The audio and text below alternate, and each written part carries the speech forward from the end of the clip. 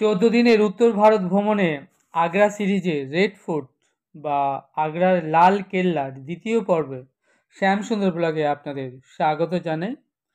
আগ্রার লাল কেল্লা সকাল 9টা থেকে সন্ধ্যা 6টা পর্যন্ত খোলা থাকে ট্যুরিস্টদের জন্য।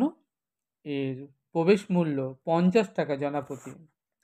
কেল্লা প্রবেশের জন্য যে মেন গেট, যেটির নাম হলো অমর সিং দ্বার বা বুলন্দ দরজা, সেটা দিয়ে এর ভেতরে আমরা প্রবেশ করেছিলাম।